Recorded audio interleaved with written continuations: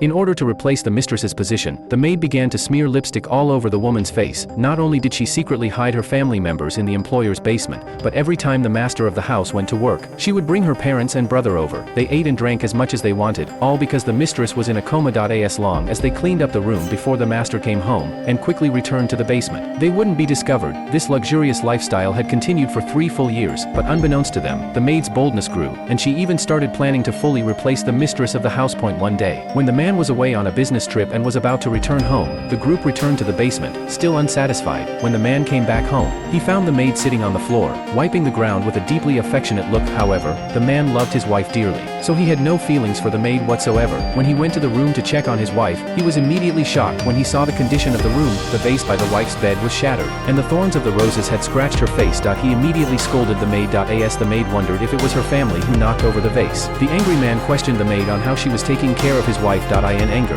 he said, "You can't even handle something so small. What use do I have for you?" The maid was instantly terrified and quickly apologized, begging for forgiveness. Since she had grown accustomed to living a worry-free life, she knew she could not be fired no matter what. The man saw how sincere her apology was, so he warned her that if this happened again, there would be no mercy. The maid, confused, wondered how such a well-placed vase could fall on its own. Not long after the maid left, the man didn't notice that the wife's hand was slowly moving, just as her hand was about to touch his.